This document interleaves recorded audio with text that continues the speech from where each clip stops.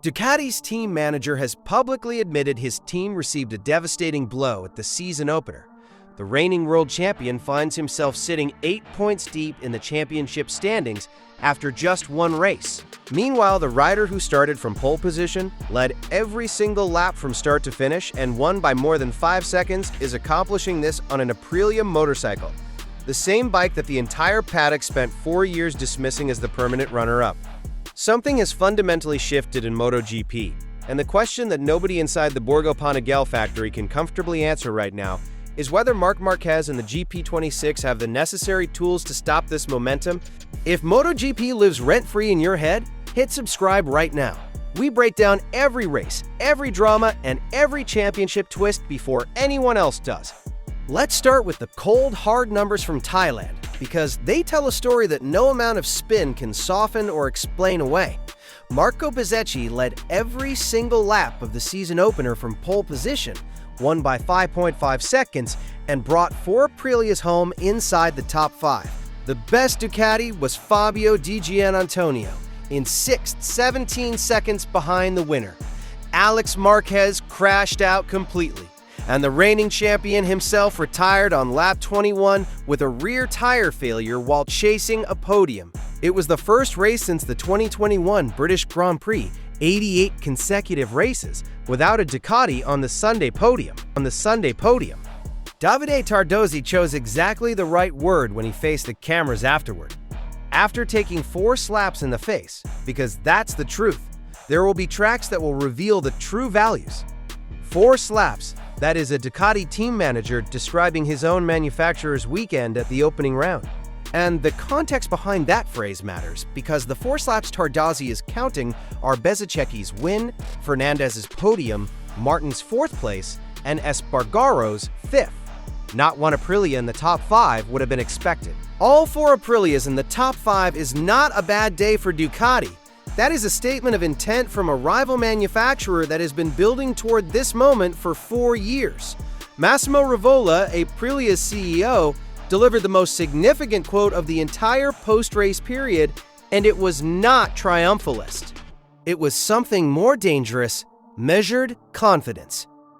"I don't think that Ducati was struggling," he told Motorsport.com. "I think that Aprilia did something special on this track. We will see in the next races.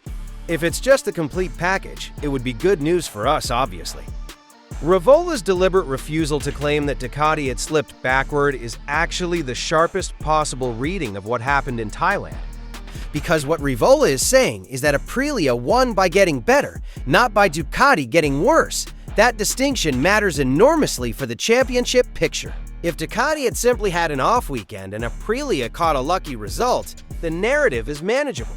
If Aprilia genuinely found 15 to 16 seconds of race pace improvement in a single winter, which their own pre-race simulations had predicted and which Rivola confirmed, then Ducati is facing a structural performance gap that will not disappear at a different circuit. This is where the historical context becomes important.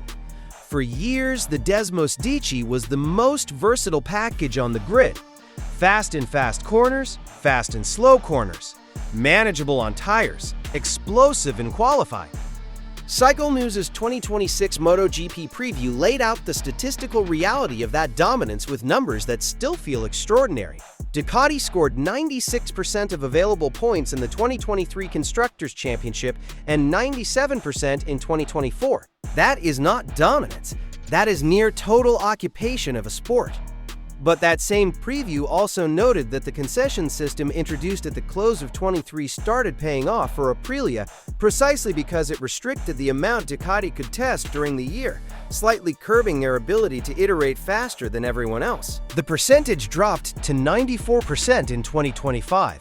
Still extraordinary, but the trajectory was visible to anyone looking for it. And Aprilia was looking. Gigi D'Aligna, Ducati's general manager, had pledged heading into 2026 to risk a bit more than in previous seasons, which is itself an acknowledgement that the advantage was narrowing. But the Thailand results suggest that whatever risks Ducati took over the winter, Aprilia's risks paid off faster and more comprehensively. Tardozzi himself was honest enough to admit that Bezzecchi had been a problem for Marquez since the middle of 25, before the champion's injury in Indonesia cut his season short. Let's remember that Marc had an accident, but in previous races he always struggled to beat him, Tardozzi said. It's been that way since the middle of last year. That sentence is the admission nobody at Ducati wants to hear repeated, because it means this is not a Thailand-specific anomaly, it is the continuation of a trend that has been building for months. For Marquez personally, the Thailand weekend produced the most uncomfortable opening round he has experienced since returning to the championship. He was competitive, that much is undeniable. He was in the podium fight until the tire failure on lap 21, and even Tardozzi confirmed that a podium would have been certain without the mechanical failure. He was also the Ducati rider who showed the most in the race, executing a stunning double move into turn 4 on lap 10 to repass both Jorge Martin and Pedro Acosta simultaneously. The raw speed is still there, the championship instinct is still there, but the Ducati GP26 did not give him the platform he had in 25, and the title defense is already starting from a deficit that is both points-based and psychological. He is 8th in the championship after one race, 23 points behind leader Acosta. Speaking at the Estrella Galicia event in Madrid in the days after Thailand, he told the media that he was focused on the next race and remained calm about the championship picture, but also acknowledged that the situation required Ducati to respond. "We need to work on what we're thinking was the issue," was the internal message from the Ducati camp, and Tardozzi made the urgency explicit. "We can't keep anything in the drawers anymore. We have to bring out everything we've got." That phrase, "everything we've got," is the one that defines what Ducati's 2026 now looks like.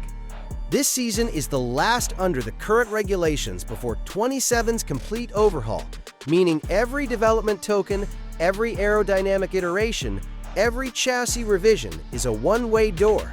There is no saving anything for next year. Veteran paddock analyst Carlo Pernat, one of the most respected voices in Italian motorcycling journalism, delivered his verdict without hesitation. Today, Aprilia and Bezzecchi are the true favorites, more so than the factory Ducati and Marquez. He went further in his assessment of Bagnaia, saying the 2022 and 23 champion was virtually invisible in Thailand, strong in practice but collapsing in the race, echoing the struggles of 2025. His view on Ducati's immediate future was stark.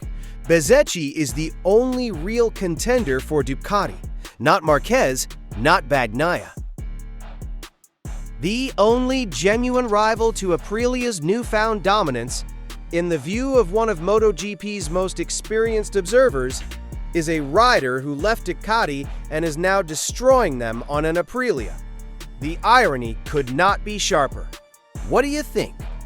Is Aprilia's Thailand performance a genuine sign of season-long dominance?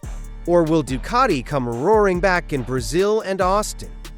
Can Marquez overcome the points deficit and the GP26's current limitations to defend his title? And is this the most open MotoGP championship in a decade? Drop your predictions in the comments. And if you enjoyed this breakdown, smash that like button and subscribe for more MotoGP news. I'll catch you in the next one.